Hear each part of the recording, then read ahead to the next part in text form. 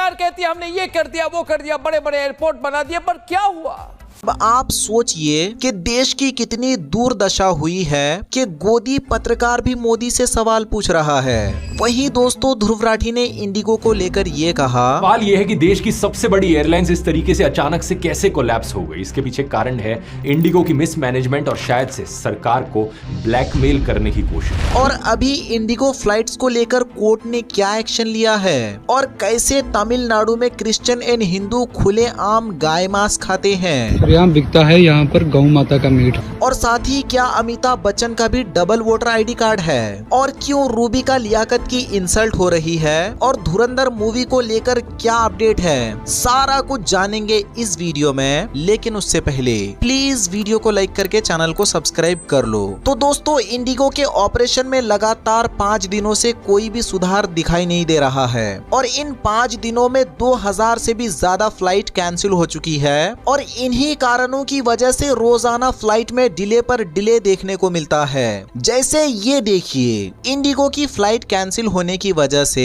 कर्नाटक के हुबली के in couple को उड़ीसा में डिजिटली शादी करना पड़ा क्योंकि इनकी फ्लाइट कैंसिल हो गई और ये अपनी शादी के फंक्शन में नहीं पहुंच पाए। वहीं दोस्तों अभी इंडिगो पर इंडिया के साथ साथ ब्रिटिश सिटीजन भी काफी ज्यादा नाराज दिखाई दे रही है। आप इस वीडियो को देखिए। J'avais retourné à mon pays. J'avais retourné à mon pays. C'est un fou qui a gaspillé mon billet. Alors, j'avais mon billet. J'avais mon billet. J'avais mon billet. j'avais. अभिसार शर्मा ने कहा, इंडिगो एंड भारत सरकार को शर्म आनी चाहिए। मतलब हालत इतनी खराब हो चुकी है कि अर्नब भी अब मोदी पर सवाल उठा रहा है। मोदी सरकार क्या करे? पूछता है भारत। आज भारत के हर एक एयरपोर्ट में हाहाकार है। सिचुएशन इतनी खराब है कि बस अड्डे और रेलवे स्टेशन से ज्यादा खराब सिचुएशन आज एयरपोर्ट पे है। एक तरफ मोदी सरकार कहती है हमने ये कर दिया वो कर दिया, बड़े बड़े एयरपोर्ट बना दिए, पर क्या हुआ? ये विजुअल देखिए दोस्तों, ये सिचुएशन है आज भारत के हर एक एयरपोर्ट में। वहीं दोस्तों ध्रुव राठी ने भी इंडिगो फ्लाइट के डार्क सीक्रेट को रिवील करते हुए कहा कि इसमें सरकार भी जिम्मेदार है क्योंकि उनकी पॉलिसी बहुत ही ज्यादा बेकार थी। इस वीडियो को देखिए दोस्तों, ये कोई रामलीला मैदान या इंडिया गेट नहीं है। ये लिटरली एक एयरपोर्ट है जिसकी टर्मिनल बिल्डिंग के अंदर लोग प्रोटेस्ट मार्च निकाल रहे हैं।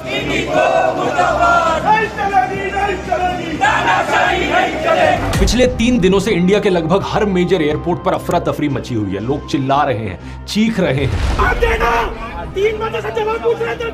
हालत बहुत बुरी है और इसके पीछे इकलौता कारण है एक कंपनी, इंडिगो, जो कि देश की सबसे बड़ी एयरलाइंस है। पिछले 3 दिनों में इंडिगो एयरलाइंस की लगभग 1450 फ्लाइट्स कैंसिल हुई हैं और कई हजारों फ्लाइट्स डिले हुई हैं। इसकी वजह से लाखों पैसेंजर्स देश भर में एयरपोर्ट पर फंसे रहे। कई यात्रियों को पूरी रात एयरपोर्ट पर गुजारनी पड़ी। जवाब में एयरलाइन एक के बाद एक बहाने देती रही और ढंग से कोई इंफॉर्मेशन कम्युनिकेट नहीं की। सवाल यह है कि देश की सबसे बड़ी एयरलाइंस इस तरीके से अचानक से कैसे कोलैप्स हो गई। इसके पीछे कारण है इंडिगो की मिसमैनेजमेंट और शायद से सरकार को ब्लैकमेल करने की। कुछ समय पहले की बात है दोस्तों, डीजीसीए ने नए flight duty time limitation rules बनाए जिससे पायलट्स और क्रू को प्रॉपर रेस्ट मिल सके और पैसेंजर्स की सेफ्टी बेटर हो सके। इन नए रूल्स के अनुसार पायलट्स और क्रू के लिए वीकली रेस्ट पीरियड 36 घंटे से बढ़ाकर 48 घंटे कर दिया गया और डेली वर्किंग आवर्स 8 घंटे किए गए। इसके अलावा नाइट लैंडिंग्स को 6 से घटाकर 2 कर दिया गया। इन रूल्स का मतलब है कि अब सेम नंबर ऑफ फ्लाइट्स को ऑपरेट करने के लिए एयरलाइंस को ज्यादा पायलट्स और क्रू मेंबर्स हायर करने पड़ेंगे। इन रूल्स को ओरिजिनली मार्च 2024 में इंप्लीमेंट किया जाना था, लेकिन तब इंडिगो और बाकी एयरलाइंस ने कहा नहीं, ये तो बहुत जल्दी है, प्लीज इसे डिले करो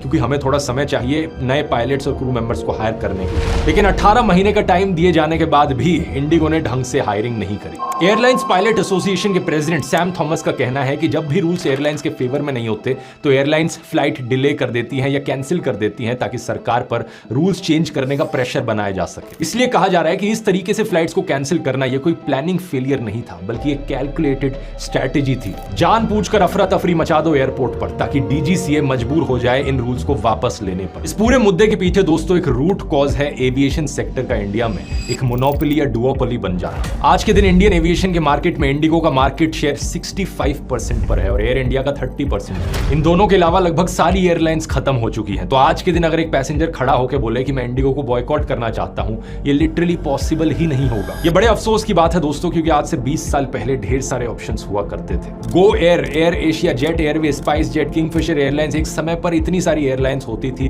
कंज्यूमर्स के पास चॉइस थी। लेकिन इस मौजूदा सरकार की पॉलिसीज की वजह से देश का ऑलमोस्ट हर एक सेक्टर मोनोपोली या डुओपोली की तरफ बढ़ता जा रहा है, और ये कंज्यूमर्स के लिए बिल्कुल भी अच्छी खबर नहीं है। वहीं दोस्तों सोनू सूद ने कहा कि भाई इंडिगो के स्टाफ की कोई गलती नहीं है, वो तो बस अपना ड्यूटी करते हैं। ये सब जो कुछ भी हो रहा है इनका सारा खेल कोई मास्टरमाइंड ऊपर से बैठकर कर रहा है। दोस्तों ये वीडियो जो इंडिगो की फ्लाइट्स में 2-3 दिन से जो तकलीफ हुई आम लोगों को, उसके लिए एक छोटा सा मैसेज है। मेरा खुद का परिवार ट्रैवल कर रहा था और करीबन 4.5-5 घंटे उन्हें वेट करना पड़ा, और फिर फ्लाइट उड़ी, पहुंच भी गए, और बहुत सारी फ्लाइटें नहीं उड़ी, बहुत सारी कैंसिल हुई, बहुत सारे लोग शादियां नहीं अटेंड कर पाए, मीटिंग्स कैंसिल हुई, इवेंट्स कैंसिल हुए, बहुत तकलीफें हुई। लेकिन जो दुख की बात ये देखने को मिली कि उन एयरपोर्ट्स पे जब जितना जो स्टाफ था, ग्राउंड स्टाफ, उस पे कैसे लोग चिल्ला रहे थे। आई नो कि फ्रस्ट्रेशन होती है, दुख होता है और आप अपना गुस्सा निकालते हो, बट आप खुद को इमेजिन कीजिए उनकी जगह पर, जो खुद बेबस हैं, उन्हें पता नहीं कि आगे क्या स्केड्यूल्स हैं, कैसे फ्लाइट्स उड़ेंगी या नहीं उड़ेंगी, और जो उन्हें ऊपर से मैसेजेस आते हैं, they just have to pass it on to you. So जो लोगों ने रिएक्ट किया, जिस तरह से लड़ाई झगड़े हो रहे थे, I think it's very very unfortunate. ये वो स्टाफ है सर्विस इंडस्ट्री का जो हम लोग का ध्यान रखता है। वहीं दोस्तों गुजरात में अभी SIR चल रहा है, एंड इस SIR में पता चला कि गुजरात में 17 लाख से भी ज्यादा मरे हुए वोटर्स शामिल हैं, क्योंकि एक रिसर्च में ये पता चला है कि 6 लाख वोटर्स अपने पते में नहीं मिले। इसके अलावा खबर ये भी है कि 30 लाख से भी ज्यादा ऐसे वोटर्स हैं जो माइग्रेट कर चुके हैं, और राज्य चुनाव आयोग का कहना है कि SIR के दौरान 3 लाख से भी ज्यादा ऐसे वोटर्स मिले जिनकी डबल वोटर आईडी है। तो इसका मतलब क्या बीजेपी मरे हुए वोटर्स के दम पर जीत रही थी? चुनाव आयोग को पता ही नहीं था। गजब का लोकतंत्र है। वहीं दोस्तों यूपी के SIR में अमिताभ बच्चन जी का डुप्लीकेट आईडी मिला। यूपी में चल रही SIR यानी स्पेशल इंटेंसिव रिवीजन प्रक्रिया के दौरान झांसी से एक चौंकाने वाला मामला सामने आया। यहाँ की वोटर लिस्ट में बॉलीवुड के महानायक अमिताभ बच्चन का नाम दर्ज मिला है। यही नहीं, वोटर लिस्ट में उनके पिता हरिवंश राय बच्चन का नाम भी पिता के तौर पर लिखा है। सूची के अनुसार उनका पता घर नंबर 54, और सबसे हैरानी की बात यह है कि रिकॉर्ड में यह भी दर्ज है कि बिग बी ने साल 2003 में यहां आकर मतदान किया था। इस पूरे मामले की सच्चाई जानने के लिए जब टीम वहां पहुंची तो स्थानीय लोग यह सुनकर हैरान हो गए। वहां रहने वालों ने बताया कि उन्होंने अमिताभ बच्चन को सिर्फ फिल्मों और टीवी पर ही देखा है, असल जिंदगी में वे कभी इस इलाके में नजर नहीं आए हैं। कई लोगों ने कहा कि उन्होंने इस पते पर कभी भी बच्चन परिवार से जुड़े किसी व्यक्ति को नहीं देखा। वहीं दोस्तों एक हिंदू शख्स धार्मिक यात्रा करते हुए तमिलनाडु पहुंचा, तो उनको ये नजारा देखने को मिला। देखा कि सरेआम बिकता है यहाँ पर गौ माता का मीट, तो बड़ा दिल दुखा यार। यहाँ के लोग मतलब गौ माता का मीट सरेआम बेचते हैं, और सबसे ज्यादा गाँव का मीट खाने वाले, मांस खाने वाले यहाँ पर क्रिश्चियन हैं और द्रविडियन हैं, और फिर तीसरे नंबर पर मुसलमान आते हैं, और चौथे नंबर पर हमारे हिंदू आते हैं। यहाँ के हिंदू भी 70% हिंदू यहाँ के लोग गाय खाते हैं। मुझे यहाँ पर दुकान वाले ने बताया, भैया ने, मैंने उससे पूछा कि यहाँ पर यार सरेआम गाय का मीट बिक रहा है, कोई रोकता नहीं उनको। कहता रोकने वाले हिंदू हैं, वही खाते हैं 70%, तो रोकेगा कौन? वहीं दोस्तों रूबिका लियाकत ने ये सवाल किया, मुझे बताइए इस्लाम को यहाँ कौन है?